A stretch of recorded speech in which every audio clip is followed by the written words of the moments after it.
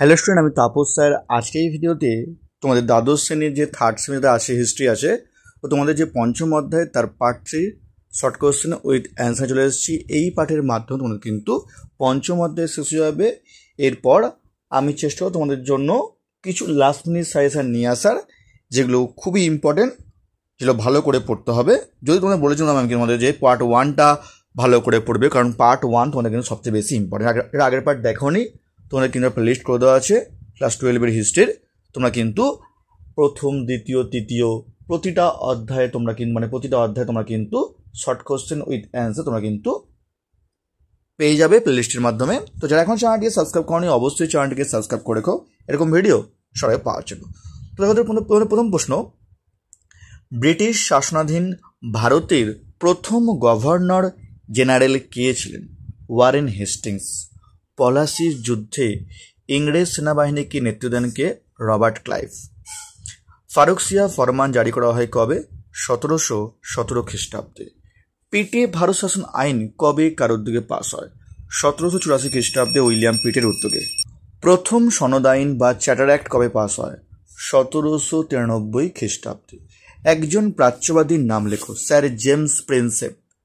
Macaulay minute কবে pass হয়? 1835 খ্রিস্টাব্দে। সতীদাহ প্রথা নিষিদ্ধ হয় কবে? 1829 খ্রিস্টাব্দে। বাংলার পুতুল নবাব বলা হয় কাকে?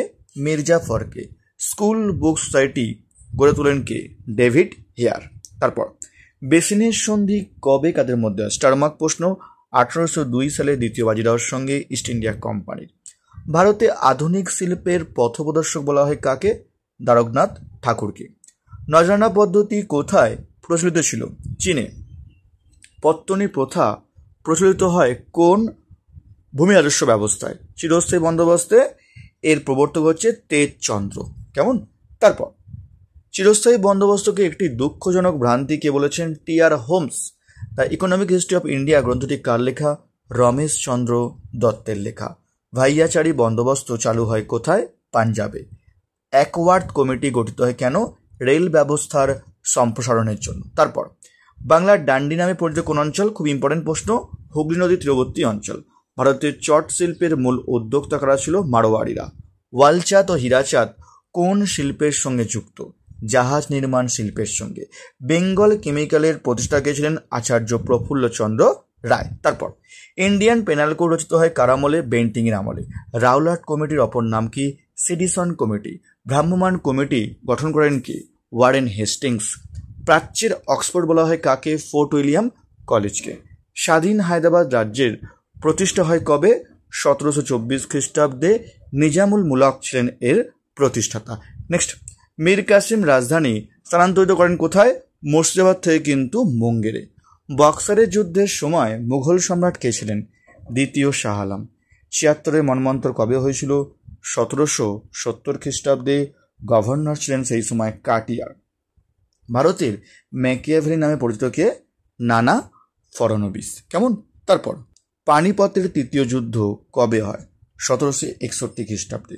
মারাঠাদের শেষ পেশোয়া কে ছিলেন? স্টারমার্ক প্রশ্ন পরীক্ষা খুব দেয়। দ্বিতীয় বাজিরাও। পলাশির যুদ্ধ হয়েছিল কবে? 1757 খ্রিস্টাব্দে 20 জুন। পৃথক নির্বাচনের নীতি প্রবর্তিত হয় কোন আইনে? 1909 খ্রিস্টাব্দে ভারত শাসন আইনে। তো এই ছিল তোমাদের পঞ্চম অধ্যায়ের লাস্ট পার্ট। এই পার্টের মাধ্যমে পঞ্চম অধ্যায় শেষ করে দিলাম। যদি কিছু টুকটাক প্রশ্ন থাকে আমি তোমাদের দিয়ে দেবো। আর যারা এখনও চ্যানেলটিকে সাবস্ক্রাইব করনি, অবশ্যই চ্যানেলটিকে সাবস্ক্রাইব করে রেখো এরকম ভিডিও সবাই পাওয়ার জন্য। আর আগের ভিডিও দেখোনি, তোমার একটা প্লেলিস্ট করে দেওয়া আছে, তোমার প্লেলিস্ট তোমরা কিন্তু সব ভিডিও তোমরা কিন্তু পেয়ে যাবে। তো আসার মতো এটুকুই। খুব তাড়াতাড়ি তোমার জন্য নতুন কোনো ভিডিও নিয়ে আবারও আসবো।